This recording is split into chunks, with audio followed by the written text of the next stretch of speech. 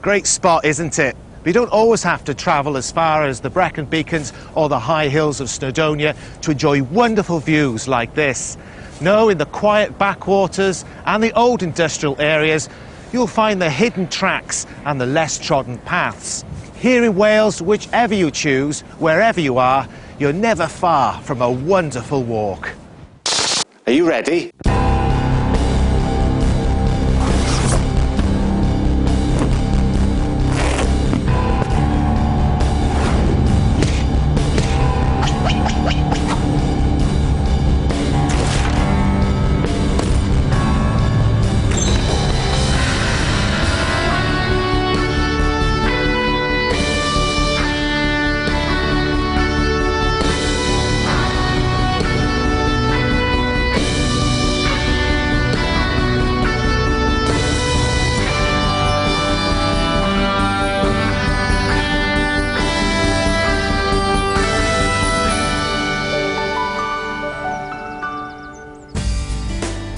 In this programme, we have two walks. One in a beautiful unspoilt corner of southern Snowdonia, the Sunny Valley in the foothills of Cader Idris. The other walk is here, a much greener place than it used to be years ago when coal was king, at the very top of the Rhondda Valley. My guide for this walk is Kerry Rees, who lives just over the mountain in the Rhondda Fach. She's passionate about the outdoors, and as a youth worker and assessor for the Duke of Edinburgh Awards, she encourages youngsters to discover the wonderful world of waterproofs and woolly hats.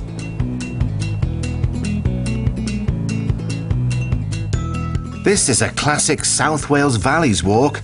Starting from the Forestry Commission car park in Blaen Cwm, it takes us up past Pen Peach waterfall and onto the iconic flat-top summit. Then we head to the source of the River Rhondda before crossing the head of the valley, down to Blaen Rhondda and back to our starting point.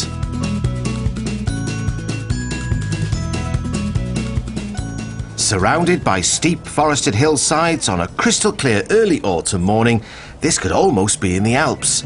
Well, if you squint a bit. What a cracking day. It's marvellous.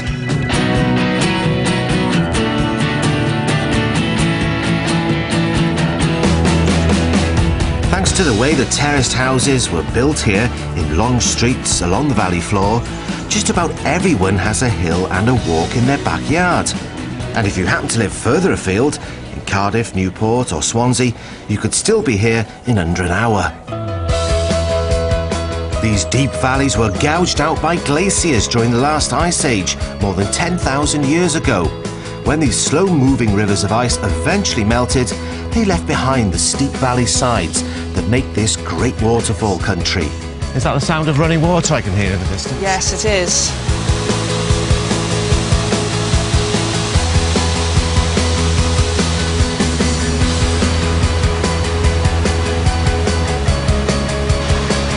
Oh wow, another waterfall. I know, it's amazing, isn't it? And it's bigger and better than the last one. That's right. Are we going to get any closer to it?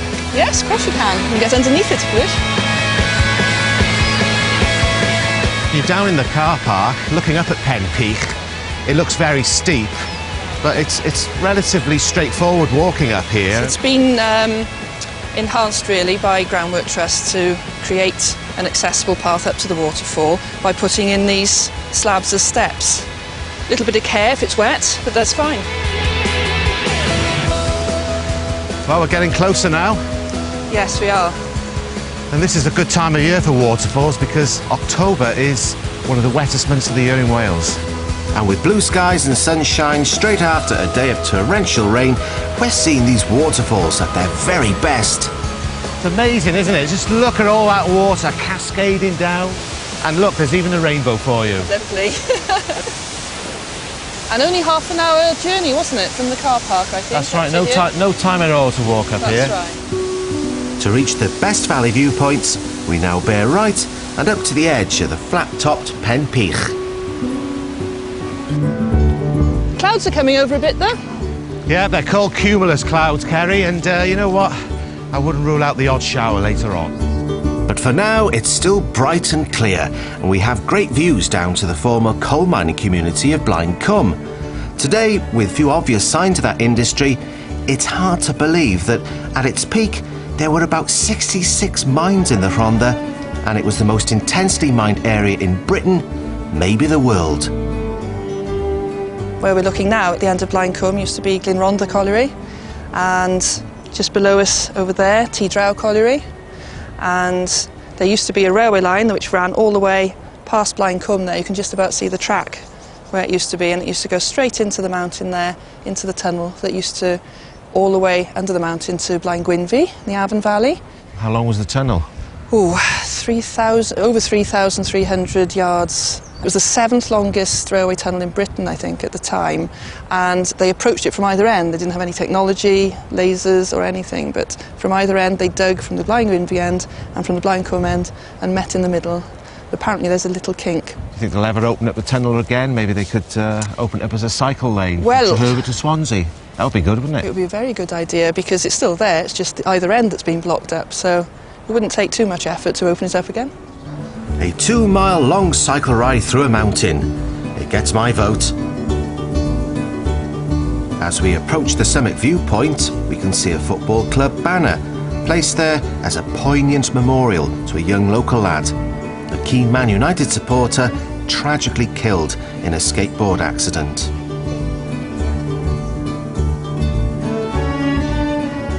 This really is the classic view of the Rhondda Valley, with the streets and the rows and rows of terraced houses, and each community blends into another, doesn't it? Yes, and the Atish is distinct in its own way. People who live there will be very keen to tell you exactly where they're from.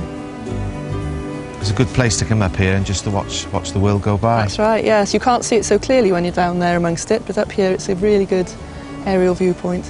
Yeah, and on a day like this, you really can see for miles. Well, we could spend all day up here, but we've got to carry on. Where are we going next? Well, we're going to get some more beautiful views now. We're going to head off in that direction above Blaen Rhondda. Kerry's passion for the outdoors means that she enjoys the challenge of persuading youngsters to tear themselves away from their computers and video games and out onto the hills. It's very important to encourage people to get out there and enjoy the countryside, but do so safely, and to manage the risks that it poses and be properly prepared, you know, because the weather can change very quickly, and unless you've got what you need, then you could be in trouble. So, you know, as long as you're prepared, no such thing as bad weather. It's just bad preparation. Yeah, I know what you mean. So tell me what really appeals to you about being in the outdoors? What do you like about it? Just having the whole experience is beneficial for mind and body. Yeah, it can certainly lift your mood, can't it? Oh, yes, yes, indeed. Especially when it's a glorious day like today. Yes, how could anyone fail to be uplifted up here on a day like this? And as we gradually drop down below the ridge, we can now see into the upper end of the reclaimed and landscaped Blaen Rhondda Valley. It may never return to the rural wilderness that existed here a mere century and a half ago, but today it looks pretty good to me. There we are, Derek. We're going to penetrate deep into the forestry now. Looks a bit dark in there. Yes. Who knows? Lions, tigers, bears, and of course the Yeti of Blaen Rhondda. There's not really a Blaen Rhondda Yeti, is there? Well, I don't know. Some say on a moonlit Friday night, you can see him walking up from the club. That's a good job it's not Friday. As we head deeper into Kerry's Yeti country, I'm beginning to feel like a bit of an explorer as the path leads us through the forest on towards the source of the river.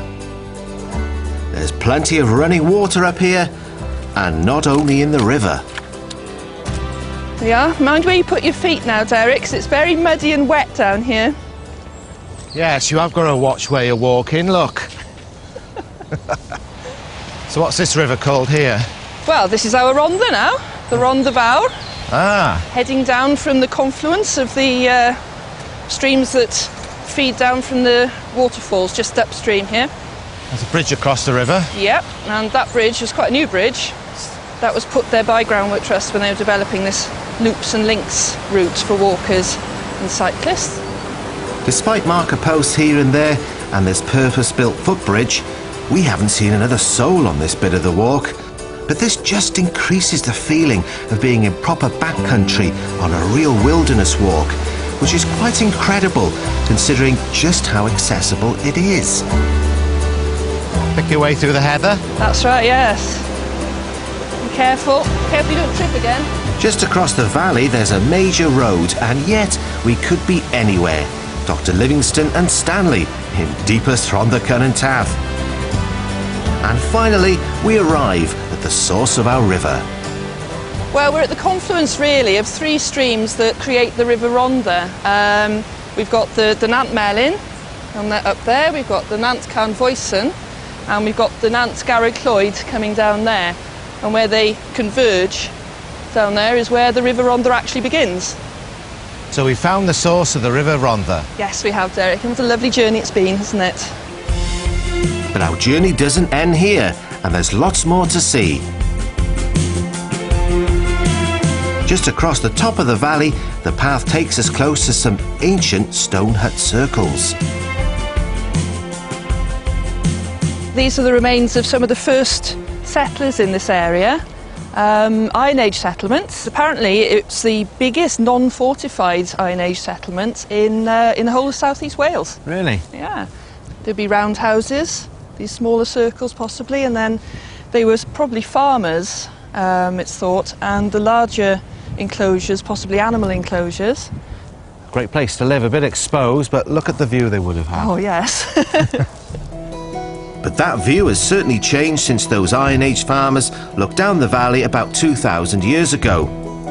Man left his mark here big time back in the 19th century as mines were sunk and collieries dumped their waste over the countryside. Today, it's a greener place again, though man still manages to leave his mark on the landscape.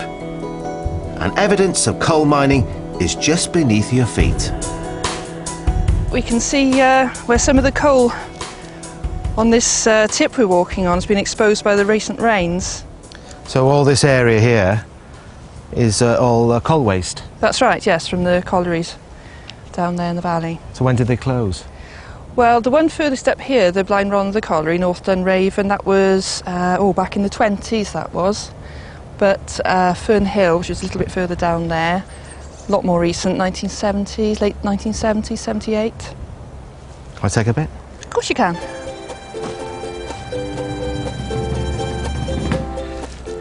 That'll look good on my mantelpiece, that. Up on the Chrigos Road, we can see an old road watchman's hut and garden. Before they used steel nets, his job was to pick up rocks that fell onto the road. But in his spare time, it seems he was a bit of an artist.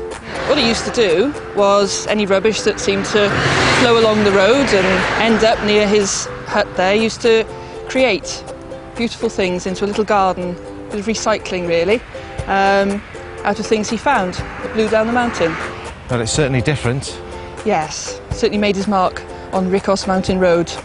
A school's art project added even more recycled plastic sculptures here a few years ago to commemorate the old watchman. If you look over there, Derek, if you were here about 20 years ago, you'd have seen quite a different sight. Because that was where we had a cowboy town called Western World. A cowboy town? You mean like cowboys, Indians and John Waynes running around? That sort of thing, yes. Well, I've heard it was like the Klondike 150 years ago, but I never knew there was a Western theme park here. No, but it was good fun while it lasted. Our walk has certainly been good fun while it lasted. In a place once famous for its collieries and coal tips, I've really enjoyed a surprising and beautiful walk, and a bit of an adventure to the source of a river. But suddenly, we're back in the world of terraced houses, and a reminder that this is so close for so many people. You know, there's just no excuse for not going for a walk here. If you fancy trying one of the walks from the series, go to bbc.co.uk/Wales and take a look at our interactive Weatherman walking website. It has everything you need, from detailed route information for each walk, as well as photos that we took along the way, and walking maps for you to print off and follow. For our next walk, we head to the Talyllyn area in the Snowdonia National Park, home of one of the great little trains of Wales. This is the Talyllyn Railway, which runs from Tywyn on the mid-Wales coast to the village of Abergynolwyn. A charming way to reach the start of a delightful walk in a beautiful corner of the Snowdonia National Park. The Talyllyn narrow gauge railway first opened in 1866 to carry slate. Then in 1951 it became the first railway in the world to be preserved by volunteers.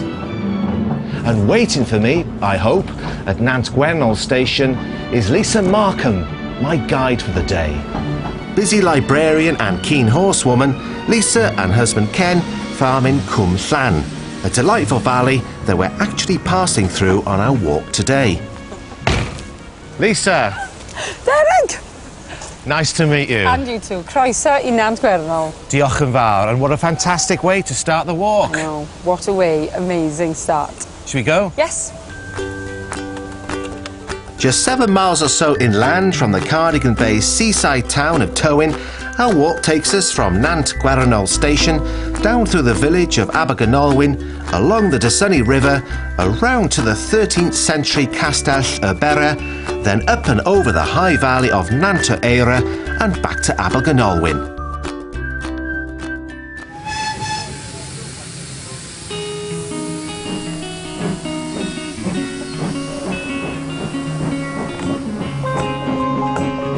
Apart from the railway and a short steep incline where slate trucks were once lowered down to the station, you'd be hard pushed to see many signs of the quarry in this wonderful woodland. But 300 men were actually employed at Bryn Eglwys before it finally closed on Boxing Day 1946. When the railway first opened as a tourist attraction, the line came to an end a few miles further down the valley. But now it's been extended to Nant Gwernol, you can enjoy a stunning walk along this delightful cascading stream, where the workers once walked between the quarry and their homes in the village. But of course, you don't have to use the train to get here. So here on the right you'll see some of the houses that were built for the people that worked in the quarry. And this is where they lived, and this is a typical street in Abergynolwyn. They've got lots of character, these little houses and cottages, haven't they? Yes, surprisingly big and so popular. It's really what gives the village the character. Well, this is unusual, Lisa. What's this all about? In one beautiful sculpture, it's a symbol of the two rivers meeting, which conveys the name of the village. Abergynolwyn, Abergynolwyn as we know it today. Which means? Which means, where these two rivers are meeting, there was a rock that restricted the flow of water, and that restriction caused a whirlpool, a white whirlpool of water, which is Abergynolwyn. Before the slate quarry opened, there were actually 2 separate hamlets here, called Pandy and Cwrt. When houses were built for the workers, the hamlets were joined together by this quaint row of slate cottages and became part of the new planned settlement known as Abergynolwyn. It's the organisation of the village that's amazing, because it was well thought out. They wanted to make it as efficient as possible, so they had the railway track bringing trucks down from the station down into the village, so they could just drive along the houses at the back of the street and hand out the goods. So across the bridge and over the river? Yes, the footbridge out of the village, just crossing the Gwernol River, and you will just see actually where the two rivers meet, just below us there. And where the Gwernol meets the Dysunny River today, I'm afraid the foaming white whirlpool that gave the village its name is no more. Maybe someone moved the rock. Occasionally you come across things on a walk that you just wouldn't have a clue what they're for. Fortunately, I've got Lisa with me to explain how once upon a time farmers' wives milked their cows out in the fields, and they had a rather simple way of keeping the cows from wandering off. The cows would be grazing, and the women would bring them over, tie them up and feed them in this handmade trough. And then she would be quite relaxed and they'd get the milk that they need.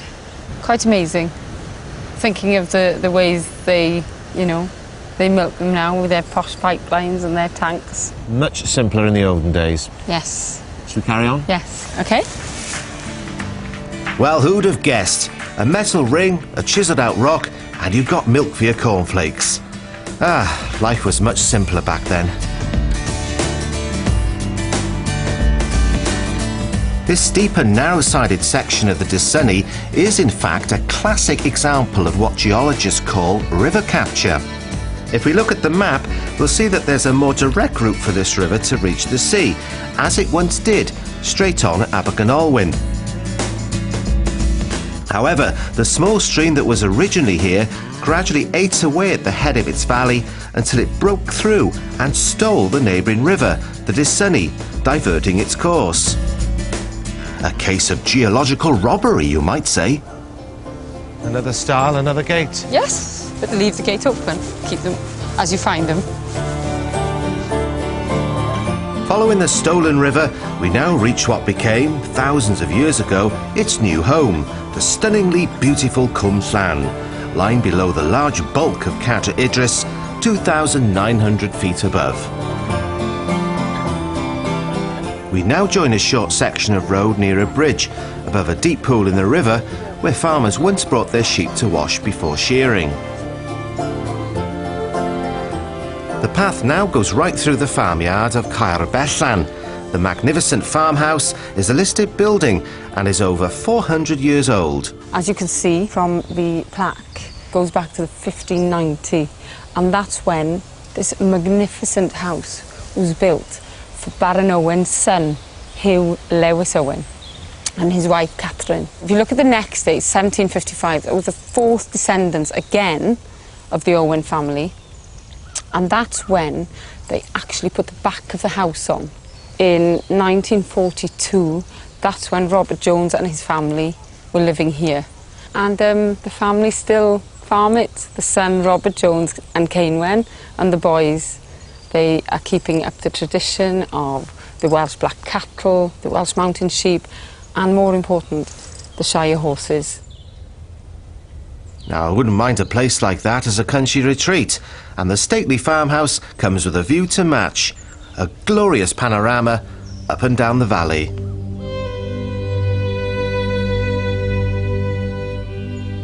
Across the fields, we can now see the romantic ruins of Castell Llybere. This was once an outstanding Welsh stronghold, perfectly situated to stand guard over the surrounding valley. The castle was built by Llywelyn Fawr, Llywelyn the Great, in the 1220s, and guarded what was once a major route through the mountains. Unlike those castles built by the English in Wales to intimidate the local ruffians, Castell Llybere was built by a native Welsh prince as both a fortress and a home. Well, from the track over there, Lisa, the castle doesn't look very much, but when you're here, it's really quite impressive. Yes. And, you know, just imagine what it must have looked like when Llywelyn actually lived here. Yeah. It's just a fantastic location.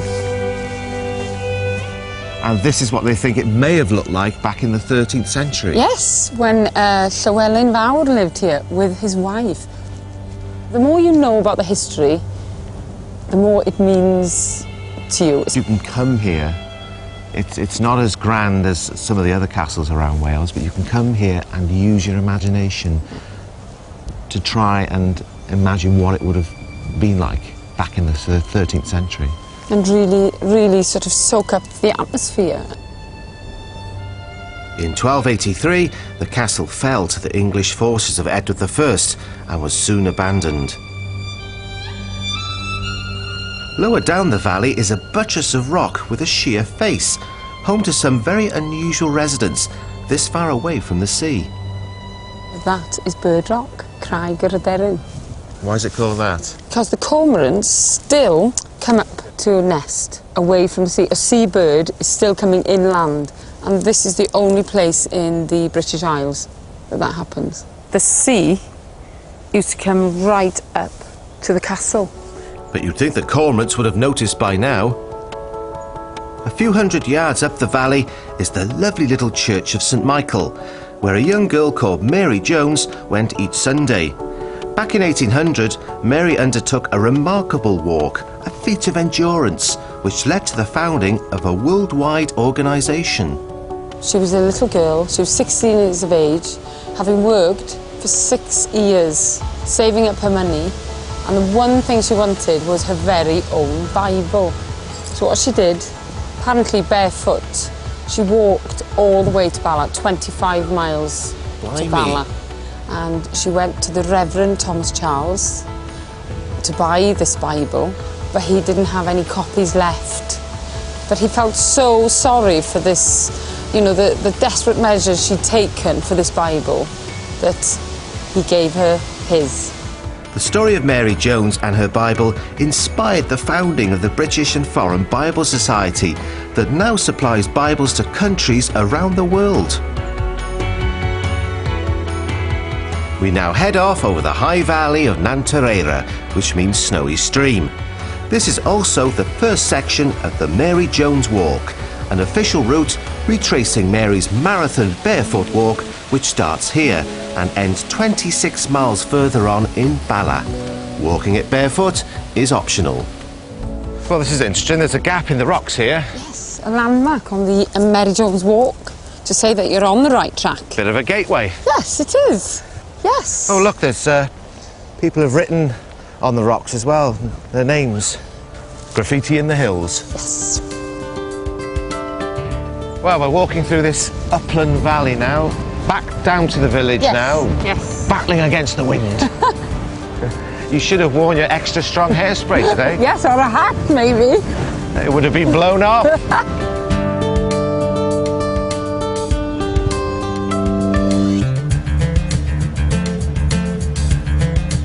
Well, we're approaching the brow of the valley now, and I was just thinking about Mary Jones and the journey she made to Bala, another 23 miles that way, barefoot, dodging all these thistles.